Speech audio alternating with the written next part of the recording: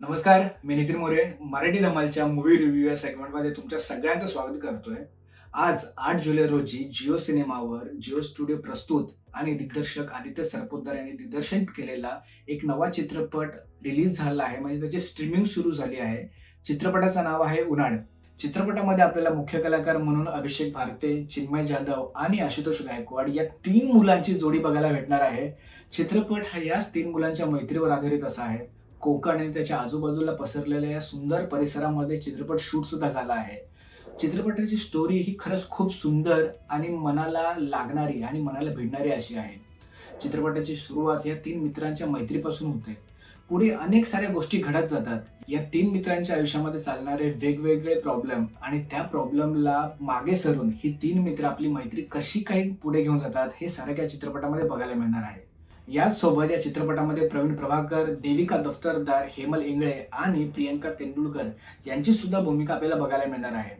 चित्रपट हा खरंच खूप सुंदर बनला आहे. कोकण आणि कोकणामध्ये पसरलेला अथांग समुद्र हे सारं काही आपल्याला या चित्रपटामध्ये बघायला मिळणार आहे.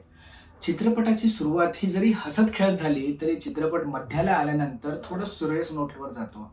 चित्रपटाच्या सेकंड हाफ मध्ये आपल्याला खरंच या चित्रपटाचा मूळ गाभा काय आहे तो कळून येतो. चित्रपटामध्ये काम करणारा आशुतोष गायकवाड म्हणजे शुभ्या आणि त्याचा मित्र जमील म्हणजेच चिन्मय जाधव याने चित्रपटाच्या फर्स्ट हाफ मध्ये असं काहीतरी केलेलं असतं ज्याचा परिणाम हा त्यांना पुढे भोगावा लागतो. ज्या गोष्टीपासून आशुतोष म्हणजे शुभ्या लांब पळायचा तोच व्यक्ती त्याच गोष्टीच्या जवळ जातो आणि नंतर त्याला त्या गोष्टीचं महत्त्व कळतं.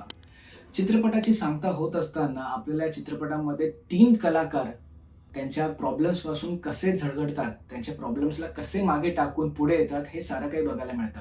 चित्रपटामध्ये गाणी कमी असली तरी सुद्धा ती मनाला भिडणारी आहेत.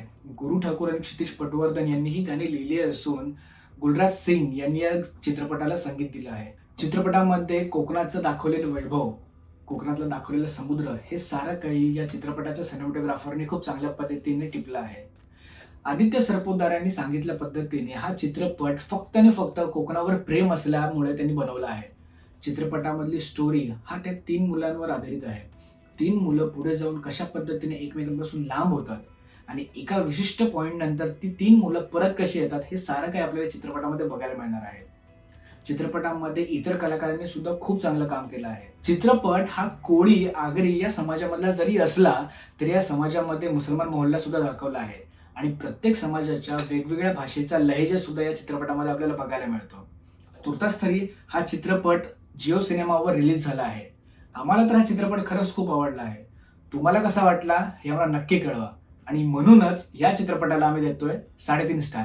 यासारख्या अनेक चित्रपटाचे रिव्ह्यू ऐकण्यासाठी, मालिका, सिनेमा यांमधला खूप गॉसिप ऐकण्यासाठी मराठी धमाल या आमच्या चॅनलला सबस्क्राईब करा आणि हो, धमाल ही नक्कीच करा.